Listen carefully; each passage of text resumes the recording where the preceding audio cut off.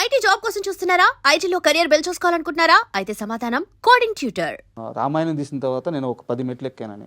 But Dattu గారు నాకు తెలిసి మిమ్మల్ని తీసుకెళ్ళి చిరంజీవి గారికి పరిచయం చేశారు. చిరంజీవి గారు ఫస్ట్ మీకు ఇచ్చిన టాస్క్ ఏంది అంటే సారీ ఫర్ ఇట్లా అంటున్నందుకు అప్పటిదాకా మీరు రామాయణం హిట్ కొట్టినా కానీ స్టార్స్ని హ్యాండిల్ చేయలేదు. చిరంజీవి గారు మిమ్మల్ని స్టార్స్ సరిగ్గా మామూలు ఆర్టిస్టులనే పెద్దగా చేయలేదు కదా. చిరంజీవి గారు మిమ్మల్ని నమ్మాలంటే ఆయన ఏదో ఒక మ్యాజిక్ జరిగి ఉండాలి. ఆయన మీకు ఇచ్చిన ఫస్ట్ టాస్క్ ఏంది, ఎలా నమ్మారు మిమ్మల్ని? కథ చెప్పడం రండి, టాస్క్లు వేరే ఇవ్వరు మనకి. ఒక డైరెక్టర్కైనా ఒక రైటర్కైనా వేరే టాస్క్ అవసరం లేదు. నువ్వు ఏం తీయబోతున్నావో నువ్వు చెప్పే దాంట్లోనే తెలిసిపోదు నీ సత్తా. నేను కథ 3 గంటలు అనర్గళంగా చెప్పాను. దత్తు గారు, చిరంజీవి గారు, అరవింద్ గారు వీళ్ళ ముగ్గురు విన్నారు కథ. నేను నా లైఫ్లో డైరెక్ట్గా చిరంజీవి గారిని చూడడం అదే మొదటిసారి. సినిమా ఇండస్ట్రీలో ఉంటున్నా చిరంజీవి గారిని ఎప్పుడు చూడలేదు కూడా నేను. సో అందువల్ల ముందు వెళ్ళిన వెంటనే కొంచెం ఆ స్టార్ ఆరా ముందు కొంచెం షేక్ అయ్యాను అని చెప్పాను. సార్ మీరేమనుకోదు సార్, నేను మిమ్మల్ని ఫస్ట్ టైం చూస్తున్నాను సార్ అని చెప్పి ఆయన ఆశ్చర్యపోయాడు. ఏంటంటే ఎప్పుడు నన్ను షూటింగ్లో కానీ నువ్వు ఇండస్ట్రీలో ఉన్నావు కదా చూడలేదంటే చూడలేదు సార్, నేను మొదటిసారి చూస్తున్నాను, అందువల్ల కొంచెం టైం తీసుకుంటా సార్ అని కొద్దిగా వాటర్ గీటర్ తాగి ఇంకా మొదలు పెడితే ఇంకా చిరంజీవి కాదు నా పాత్ర, రామకృష్ణ అనే పాత్ర, ఆయన పాత్రగానే ట్రీట్ చేసి 3 గంటలు నేను నరేషన్ ఇచ్చిన తీరికే అదే సిట్టింగ్లో మొదటి సిట్టింగ్లోనే ఓకే అయిపోయింది. ఇంకా వేరే పరీక్షలు అవసరం లేదండి. ఎనీ డైరెక్టర్కి కానీ రైటర్కి కానీ వాడు ఏం చెప్తాడో అందులో తెలిసిపోతాడు ఏం తీస్తాడో. అందులో అలాంటి ఎక్స్పీరియన్స్ ఉన్నవాళ్ళు టక్కన పెట్టేస్తారు. అది బట్ చూడాలని ఉంది. కథగా చూసుకుంటే ఎంత లేదన్నా అది ఒక కమర్షియల్ సబ్జెక్టే కథగా చూసుకుంటే. బట్ దాని బ్యాక్గ్రౌండ్లో మీరు చూపించిన అంటే చాలా మందికి ఇది రిస్ట్ అవ్వకపోవచ్చు. రామకృష్ణ అని వాళ్ళ ఆధ్యాత్మిక గురువు, వాళ్ళ గురువు పేరు పెట్టారు రామకృష్ణ పరమహంస, వాళ్ళ ఆధ్యాత్మిక గురువు, ఆయన పేరు పెట్టారు. బెంగాలు నేపథ్యం మొత్తాన్ని ఆఖరికి సందులతో సహా చూపించారు. అక్కడ ఉండే మదర్ తెరెసా లాంటి వాళ్ళ గురించి ఆ పాటలో పెట్టారు. ఒక కమర్షియల్ సినిమాకు కూడా ఇంత హోంవర్క్ చేయాల్సిన అవసరం ఏముంటుంది? అంటే చేస్తే తప్పని కాదు, చాలా అద్భుతమైన విషయం. బట్ గుణశేఖర్ ఎందుకు అంత బలంగా కూర్చుంటారు ఒక కథ నేపథ్యాన్ని చెప్పడానికి? కథని చెప్తే సరిపోదు. అందువల్ల వాళ్ళకి నచ్చిందండి. సో చిరంజీవి గారికైనా దత్తు గారికైనా ఈ కొత్తదనమే నచ్చింది వాళ్ళకి. ఇప్పుడు నేను చిరంజీవి గారు రెగ్యులర్గా చేస్తున్న ఫార్మెట్లో నేను ఒక కథ రాసుకొని వెళ్తే అసలు పూర్తి కథ కూడా వినేవారు కాదు. అంతే కదా, ఇలాంటి కథలు నువ్వెందుకైతే తీయడం మా వాళ్ళు 3 మంది ఉన్నారు అనే పంపించేస్తారు. ఈ కొత్తదనం అంతా వాళ్ళు ఫీల్ అయ్యారు కాబట్టే నాకు ఆ ఛాన్స్ దక్కింది. లేదా రొటీన్గా చిరంజీవి గారికి మీటర్లో కథ రాస్తే ఎందుకు? ఇప్పుడు మీరు ఏవైతే చెప్తున్నారో ఎంత శ్రమ అంటున్నారో అదే నచ్చింది వాళ్ళకి. అది అండ్ నాకు చూడాలని సినిమా చిన్నప్పటి నుంచి చూసిన వాటిలో బాగా రిజిస్టర్ అయిపోయిన విషయాలు 2 ఉన్నాయి సార్. ఆ సింబల్ అనే పాట ఉంటుంది కదా, దాంట్లో ఆ యానిమల్స్ అన్నీ అలా డ్యాన్స్ చేయడం ఒకటి. And second thing Prakash Raj గారు సార్. అంటే నా వయసు వల్ల నేను అంతకుముందు రిజిస్టర్ చేసుకొని ఉండకపోవచ్చు. నేను ఫస్ట్ టైం నాకు ప్రకాష్ రాజ్ గారు రిజిస్టర్ అయిన సినిమా చూడాలని ఉంది. ఆ తర్వాత చూసుకుంటే మీ ప్రతి సినిమాలో ఆల్మోస్ట్ ఆయన ఒక మంచి క్యారెక్టర్ చేస్తూనే వస్తున్నారనమాట. సో ఏంది ప్రకాష్ రాజ్ గారితో అంత బాండింగ్ ఏంది మీది? అంటే ప్రత్యేకమైన నాకు బిహైండ్ ది స్క్రీన్ బాండింగ్ ఏం లేదండి, ఆన్ స్క్రీనే తప్పితే. ఎందుకంటే నేను కరెక్ట్గా ప్రకాష్ రాజు కూడా ఆ టైంలో 1-6 సినిమా చేశాడు, 2 సినిమాలు ఎంతో చూడాలని ఉంది టైంకి. ఫస్ట్ టైం ప్రకాష్ రాజు కూడా ఒక పెద్ద హీరో సినిమాలో మెయిన్ విలన్ రోల్. సో అందుకని తను కూడా అప్పుడప్పుడే వస్తున్నాడు పైకి, టు బి ప్రూవ్డ్ ఇంకా. అందుకని తనకు ఉన్న టాలెంట్ మొత్తం చూపించాడు, నేను అది వాడుకున్నాను. అలా మాకు ఒక అసోసియేషన్ ఏర్పడింది. అంటే మనం ఒక క్యారెక్టర్ ఇస్తే ఆ క్యారెక్టర్ని బాగా వర్కౌట్ చేస్తున్నాడు, అది బాగా వర్కౌట్ అయ్యేలాగా జనరంజకంగా చేయగలుగుతున్నాడు, అది ఆల్వేజ్ మనకు ప్లస్సే కదా. సో అందుకని ఇంకా అక్కడి నుంచి ఆల్మోస్ట్ నా 1-2 సినిమాల్లో ప్రకాష్ రాజు ఉండడు తప్ప అవును అన్ని సినిమాల్లో ఉంటాడు. మనోహరంలో చాలా అద్భుతమైన రోల్, ఇంకా ఒక్కడి గురించి చెప్పాల్సిన అవసరం లేదు. తర్వాత అర్జున్, సో ఇట్లా సైనికుడు, మృగరాజు, ఇలా ప్రతి సినిమాలో ఆయనకంటూ ఒక మంచి క్యారెక్టర్. ఈవెన్ శాకుంతలంలో బోట్. సో అందుకని అడిగాను సార్. అది శివదేవి పాత్ర రుద్రమదేవి. సో అందువల్ల ఈ అసోసియేషన్ చాలా లాంగ్ కెరీర్ స్టార్ట్. ఎందుకంటే చాలా మంచి యాక్టర్ అండి ప్రకాష్ రాజు. మనం ఏదైనా క్యారెక్టర్ ఇస్తే అది చాలా బాగా 10 ఇంతలు ఎన్హాన్స్ చేస్తాడు. బట్ ఎప్పుడు ప్రకాష్ రాజు గారితో మీకు సమస్యలు రాలేదా? ఎందుకు వస్తాయి సమస్యలు మనకి? నేను ఎంతవరకు పెట్టుకోవాలో అంతవరకు పెట్టుకుంటాను. నేను సినిమా వరకు పెట్టుకుంటాను. కాల్ షీట్లే ఇబ్బంది జనరల్గా వస్తాయి. అప్పట్లో బాగా బిజీగా ఉండేవాడు కదా. బట్ కొంచెం నేను కొద్ది పర్టికులర్గా వర్క్ స్టైల్లో ఎదురు ఉండేవాడిని. నా డేట్లు నావే అన్నట్టుగా. అందుకని తను కూడా అలాగే రెస్పెక్ట్ ఇచ్చి అవన్నీ అలా కీపప్ చేసేవాడు. అండ్ చూడాలని ఉంది క్లైమాక్స్లో పాట ఉంటుంది ఓ మారియా ఓ మారియా అని చెప్పేసి. యాక్చువల్గా చిరంజీవి గారు లాంటి స్టార్ హీరోని పెట్టుకున్నప్పుడు క్లైమాక్స్ ముందు ఒక మంచి ఐటమ్ సాంగ్ మాస్ సాంగ్ ఇలా పడడం అలవాటు. బట్ ఆ పాటలో అద్భుతమైన సాహిత్యం ఉంటుంది. సో రీసెంట్గా ఇంటర్వ్యూలో బోస్ గారు కూడా చెప్పారనమాట, నాకు అవకాశం వచ్చిందని. మీరు ఎలా ఒప్పుకున్నారు? ఒప్పుకోడు కదా, నేనే క్రియేట్ చేశాను కదా. అయితే ఆ సిచ్యువేషన్ నేనే క్రియేట్ చేశాను. ఆ లిరిక్స్ నాకు ఇలా కావాలని చంద్రబోస్ గారు నేనే అడిగాను, నేనే చేయించుకున్నాను ఇది కదా. సో అదేమి ఆశ్చర్యం కాదు. నెక్స్ట్ అదేమి రిస్క్ సాంగ్ కాదండి, అది కమర్షియల్ మీటర్లోనే ఉంటుంది. కమర్షియల్ మీటర్లో ఉన్న సాంగ్నే ఆయన ఆ ఛాన్స్ని బాగా ఉపయోగించుకొని మంచి అద్భుతమైన లిరిక్ రాశాడు ఆయన. అది.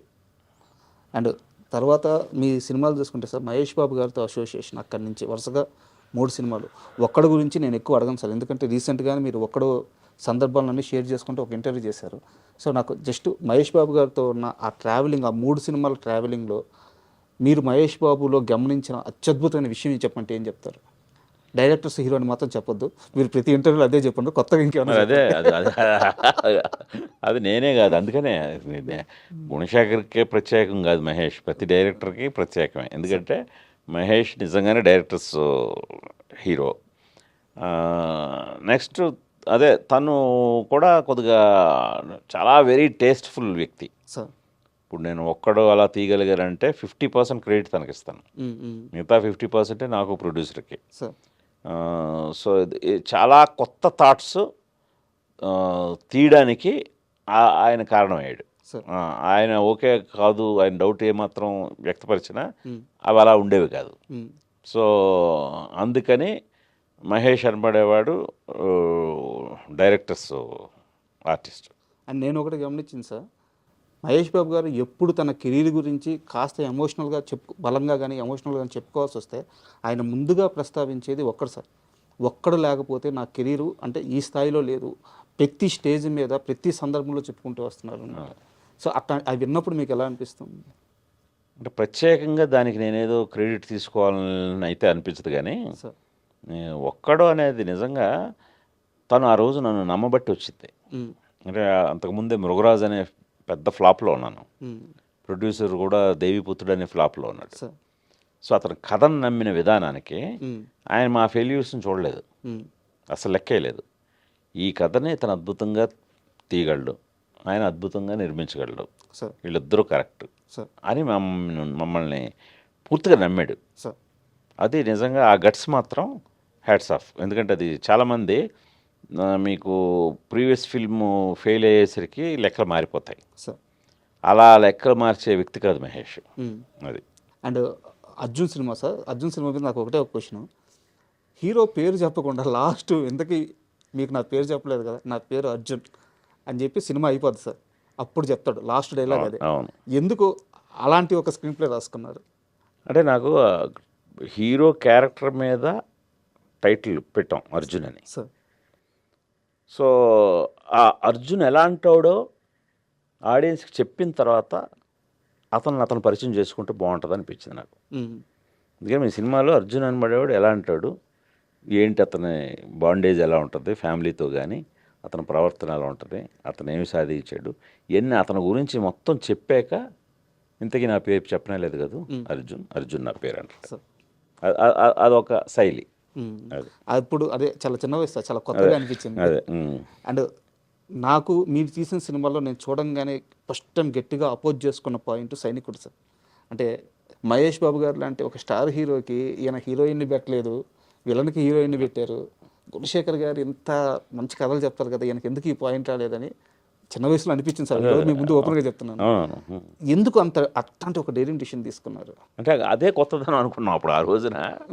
అసలు ఆ అమ్మాయి దృష్టిలో ప్రకాష్ అదే ఇర్ఫాన్ ఖాన్ హీరో, మహేష్ బాబు విలను అమ్మాయి దృష్టిలో. అది కొత్తగా ఫీల్ అయ్యాం ఆ రోజు, కొత్తగా ఫీల్ అయ్యి అది చెప్పడం జరిగింది అంతే. బట్ మహేష్ గారు చెప్పగానే ఒప్పుకున్నారా? చాలా ఎక్సైట్ అయ్యాడు.